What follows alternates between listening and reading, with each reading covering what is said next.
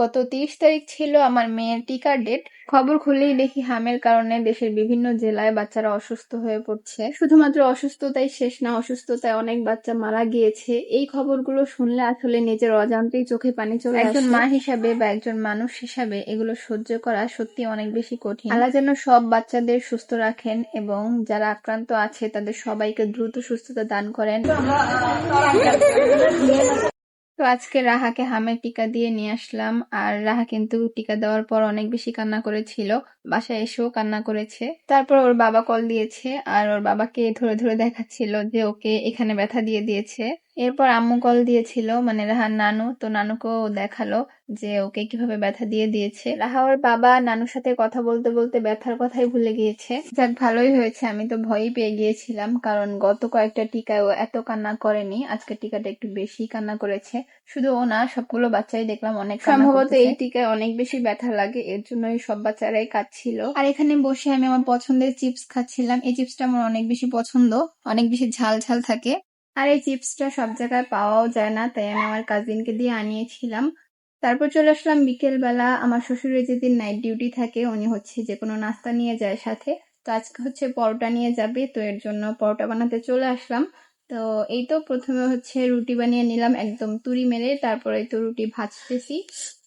আমার কাছে যখন রুটি ভাজার পর একদম ফুলে ওঠে তখন এত বেশি ভালো লাগে, মানে স্যাটিসফাইড লাগে, একটা স্যাটিসফ্যাকশন কাজ করে। তো যাই হোক, তারপর হচ্ছে পরোটা ভেজে নিলাম, উনি হচ্ছে পরোটা নিয়ে যাবে। আমি কিন্তু বিয়ের আগে কখনোই রুটি কিংবা পরোটা বানাইনি। দু একবার শখ করে বানিয়েছিলাম, যেটা এখন ঠিক মতো মনেও নেই যে কবে বানিয়েছি। তো তারপরও কিন্তু বিয়ের পর যখন প্রথমবার রুটি বানিয়েছি গোলই হয়েছে। আমি তো নিজেই অবাক যে এত সুন্দর রুটি কিভাবে হলো। তো প্রথম করেছি বা প্রথম কোনো কাজ করেছি হিসেবে যে খারাপ হবে এমন কিন্তু হয়নি। এরপর সন্ধ্যা নাস্তায় সবার জন্য নুডলস স্যুপ রান্না করেছি, আর এই স্যুপটা কিন্তু ভীষণ মজা হয়েছে, যেটা রেসিপি অলরেডি আমি আপনাদের সাথে শেয়ার করে দিয়েছি আমার পেজে এবং ইউটিউব চ্যানেলে। গত ব্লগে আমি 3 পিসটা দেখিয়েছি, যেটা হচ্ছে বলেছিলাম যে রেডি হলে আপনাদের সাথে শেয়ার করব। আর এই কাপড়টা কিন্তু সবাই অনেক বেশি পছন্দ করেছে। যদিও এটার ফাইনাল লুক অলরেডি আমি একটা রিলসে শেয়ার করেছি, তবুও এই ভিডিওতে আমি ডিটেইলে দেখিয়ে দিচ্ছি। জামার নেকের ডিজাইনটা আমি একদমই সিম্পল রেখেছি, এই ডিজাইনটার নাম আসলে আমি জানি না। আর হাতার এবং নিচে জামার বর্ডারে আমি হচ্ছে জামার কাপড়ের সাইডে যে কাপড়টা লাগানো ছিল সেটাই দিয়েছি। আর খুবই সিম্পল হলেও ড্রেসটা কিন্তু খুবই সুন্দর হয়েছে। আমার যেহেতু ছোট বেবিকে ব্রেস্ট ফিট করাতে হয়, এর জন্য আমি ড্রেসে হচ্ছে 2টা চেইন ইউজ করেছি 2 সাইডে। আপনাদের যাদের ছোট বাবু আছে, বাবুকে ফিট করাতে হয়, তারা কিন্তু চাইলে এরকম ভাবে জামা বানিয়ে নিতে পারেন, খুবই সুবিধা হয়। আর এই 3 পিসের সালোয়ারটা আমি একদমই সিম্পল রেখেছি, প্যান্ট কাটিং বানিয়ে। এই 3 পিসের ওড়নাটাও কিন্তু ভীষণ সুন্দর, আমার তো খুবই পছন্দ হয়েছে।